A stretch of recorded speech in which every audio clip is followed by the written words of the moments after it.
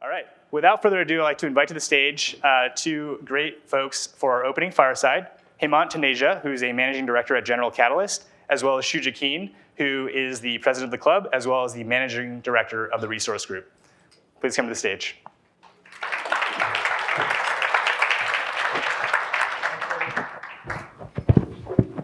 All right. Can we have another round of applause for Teddy and Morgan and Daniel and Gail and Jesus? They've done an amazing, amazing job. So excellent work. So as Teddy mentioned, I'm Shuja Keen. I'm the president of the MIT Club of Northern California. We started this conference about 3 years ago. It's come a long way. And the idea was to bring in a multidisciplinary sort of group of folks who are from the academic world, from technology, who are entrepreneurs, who are executives, and then investors, and bring them in a safe environment where you can have a open, frank conversation around emerging technologies without the hype, but just be practical and be real. And look at it from what are the real world challenges, but also opportunities which exist in various sectors, and how do we sort of go out and disrupt those verticals. So we have a really amazing lineup of speakers today, and really excited to see what we have in store. And today I have the pleasure to have join with me in conversation a really dear friend of mine, Hemant Taneja, who I've known for 2 decades or so. Hemant's a managing director at General Catalyst, where he's made series of successful investments, including in Livongo, Applied Innovation, Samsara, Gusto, Color, Grammarly, and the list goes on. There's probably a dozen or so unicorn companies in his stable. He was also a co-founder of the Advanced Energy Economy, a nationwide nonprofit, and he also sits on the board of Khan Academy. Hemant has 6 degrees from MIT, and in his spare time has also written a book called Unscaled, which describes this 30-year secular trend happening in disrupting a lot of major sectors in the economy. And Hemant's been a huge supporter for the club, for the MIT community. He's done our seed, Series A, Series B, and Series C round for the MIT AI conference over here. So thank you, Hemant, and welcome. Glad to be here. Can you guys hear me okay? Yeah, great. So I think today, over the course of the next 15, 20 minutes, we have a very short time, but I think we're going to touch base on 3 key themes. So one is this broader secular trend and shifts happening, and sort of why we can dream big, how do we keep it real? The second area where we want to talk about is sort of what is the winning formula for building great companies? And then the last thing is, how do we create a better world using technology? So let's get started. Hemant, welcome. So let's start off with the macro view. And so one of the points you make is that we're in the midst of this large secular trend and shifts happening, which will massively displace incumbents and create new opportunities for new emerging companies and disrupt traditional sectors. So I would love to get your views on what's really happening and what's your take on it. Yeah, so if you think about the last 100 years, a lot of our focus has been on scaling up the various parts of the economy. So we scaled up our health systems, we scaled up our education system, we scaled up our corporations, our power plants, our banks, right? And it was all about trying to get basic quality of life improved and get these core services in society to be good enough. But if you think about over the course of the 100 years and at the turn of this century, every one of those systems started to break, right? The banks failed in 2008. You had power plants gave us climate change. When we scaled corn production, led to diabetes as an epidemic. You think about politics, we've scaled, that has obviously been broken. So every one of these systems started to break. But at the same time, what we write about in the book is there's this technology shift happening with reorganization of society online. And so we've started looking at rethinking content, community, commerce, and now care in healthcare using online capabilities. And I think what now is happening is rather than focusing on how to do economies of scale and then bolt on some focus on the consumer, entrepreneurs today essentially say, let's focus on the consumer needs first, and then we will figure out how to rent scale because we've got the creation of all these platforms that can be leveraged. So it's a fundamental shift in going from scale versus what we call unscale, which is focus on the consumer, on the customer.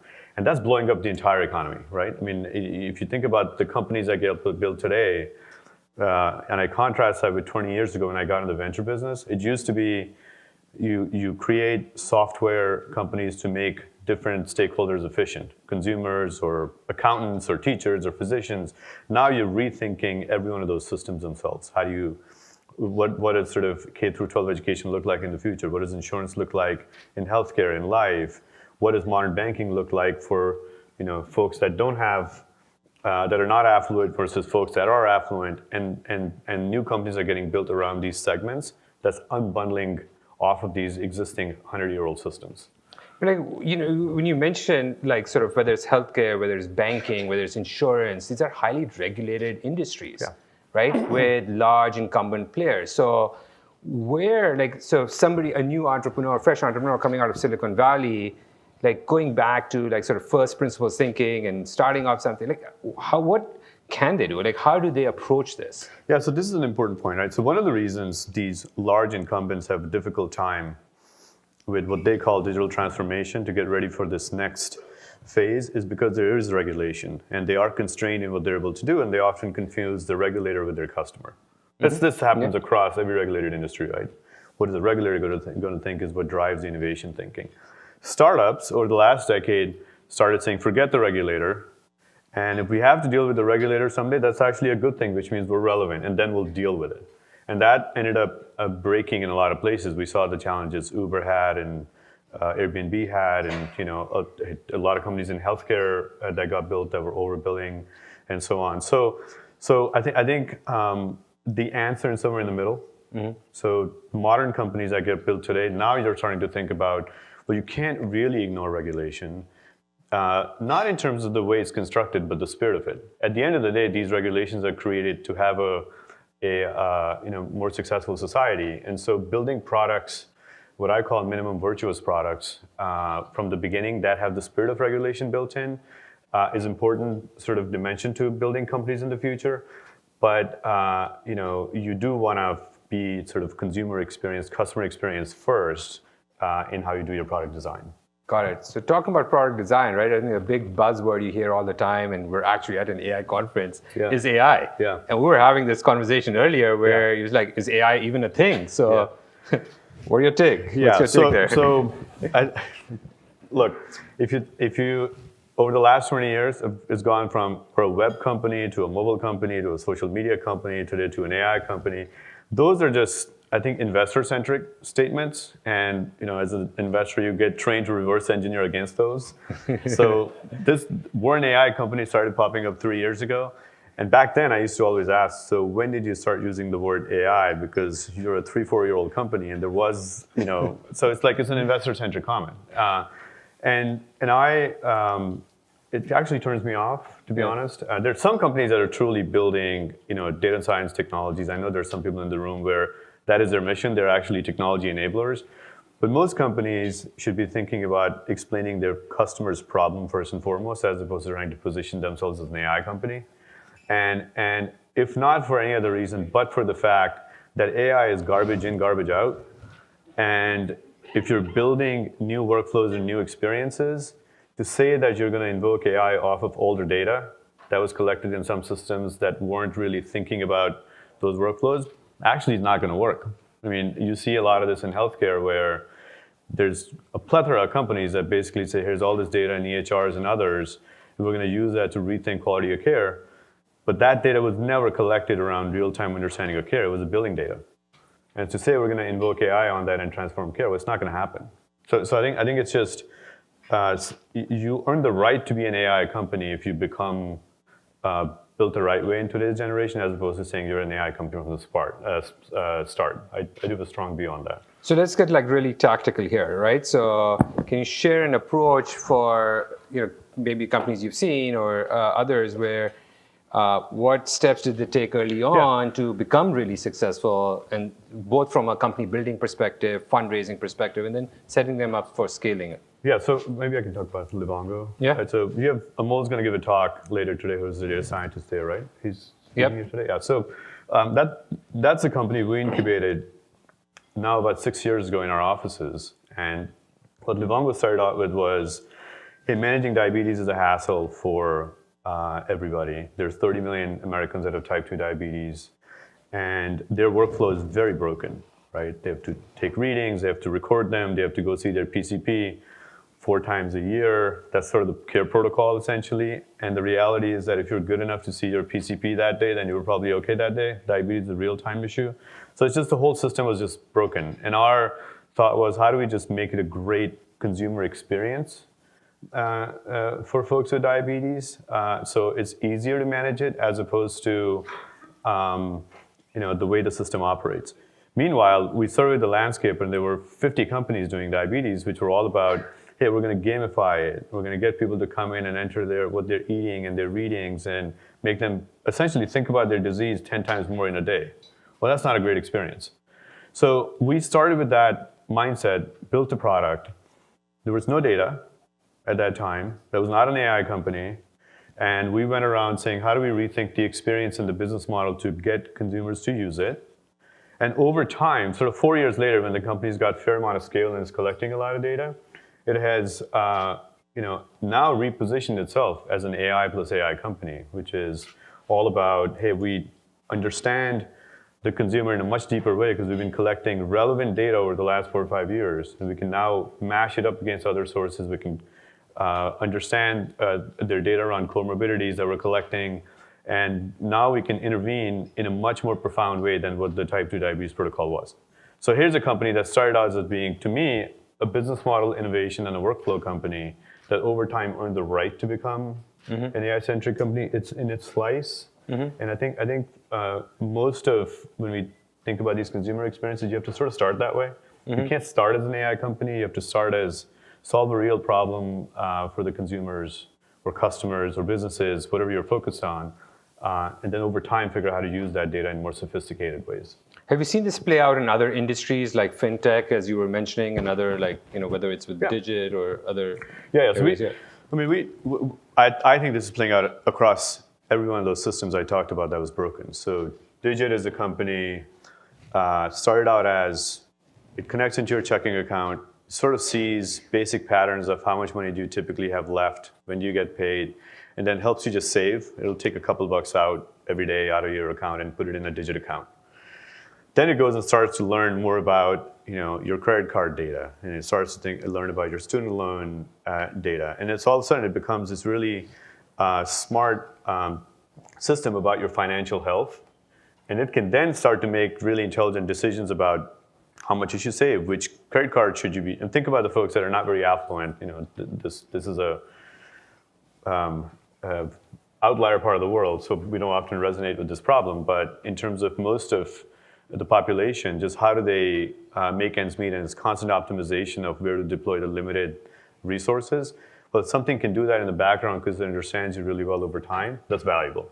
So that's the evolution of that company from a simple use case to being a financial health company.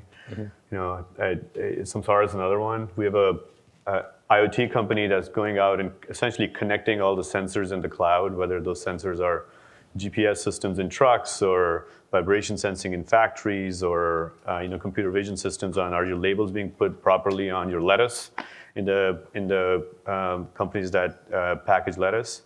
For that company, after it's gone and connected all these systems, it's collecting a lot of data about just how the industrial sector generally works.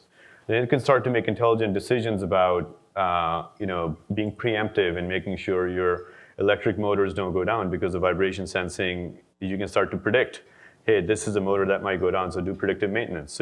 So rather than having current operations protocols, you can have this connected operations capability that's much more preemptive.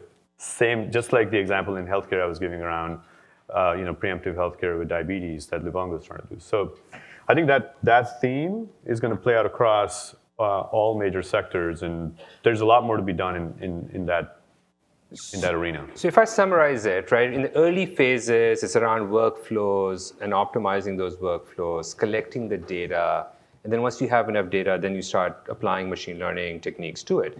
Now, where does, in this journey, as a startup now starts getting traction, are there points of inflection where there is a certain transition which happens, and are there any things which come into mind, like how do they change their playbook once they have all that stuff, right? So I think you have to put the foundation in from the beginning that you're truly instrumenting your business entirely from a real-time perspective. You know what's going on all the way from touching the customer to serving them to understanding what's happening with them. For every business, the how much data is enough data to rethink the problem is going to be different. Right? And so that sort of depends on the industry itself. But if you're instrumenting it from the beginning and you're gaining traction, you'll know at some point when you're able to say, hey, let's now start to make decisions in a fundamentally profound way and add to the value we're adding to the customer. So it's a continuum.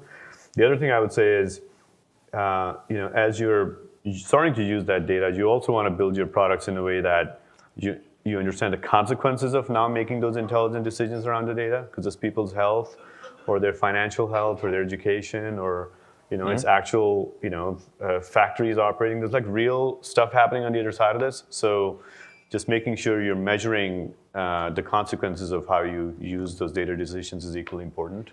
So that brings us to a question which is kind of like, it's similar, like, around the MIT's mission around using science and technology and applying that to create a better world.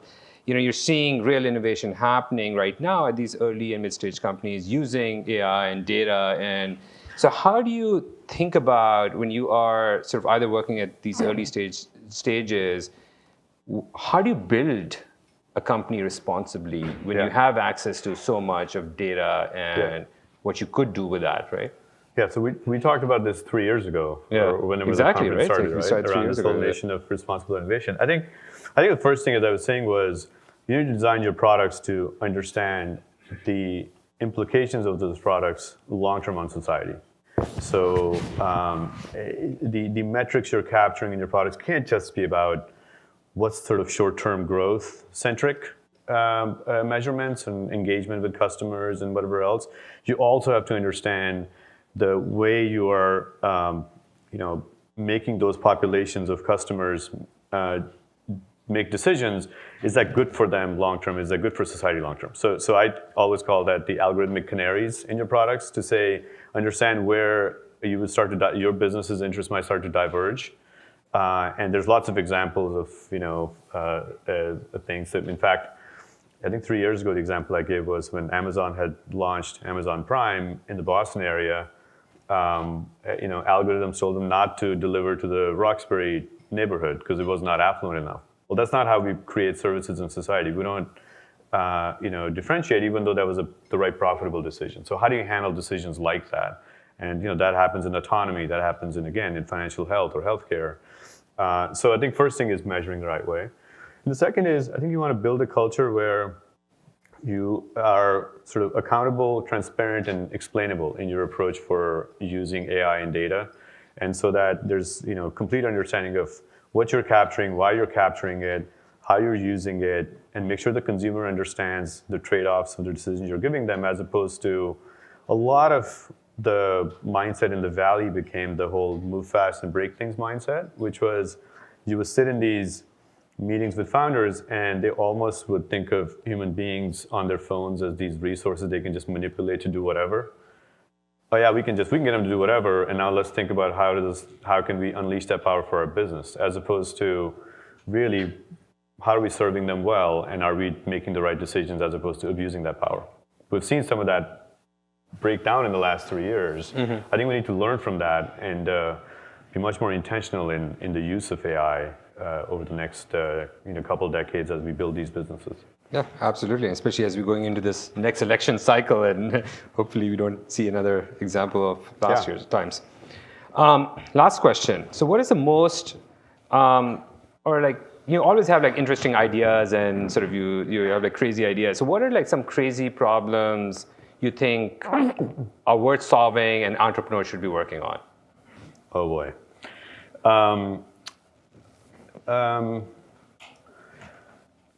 Look, I really mean this. I feel like a kid in a candy store because every sector's got issues. Defense needs to be rethought. It's got so much broken there. Education hasn't really been cracked. I keep saying there's no business there and it really should be done as a nonprofit, and that's why we spend time at Sal to see if that's the way to create change. But at some point there should be a business there. No one's really figured out how to rethink that. In the healthcare system, we have this huge issue that healthcare, our health systems don't run as good businesses. How do we help them be more successful? To me, this is industry-wide. I personally spend a lot of time in healthcare. I've mentioned that a few times on this talk because that's a place where I feel like we haven't really cracked it as successfully as the Valley. But autonomy has got its own set of issues. Like, how do we really bring that in? And climate change. I lost $100 million investing in climate change from 2006 to 2011 because while we were well-intentioned, the market conditions weren't correct. I feel like the society is waking up to it in a much more systemic way, and there's a whole set of problems that need to get solved there. So I'm hoping we'll start to get involved in that system a bit more as entrepreneurs. Take your pick. I think the key thing is what resonates most authentically with you. We'll work on it, but every one of these sectors needs help right now. Well, thank you, Hemant, as always. This is great. Thanks. Appreciate your time.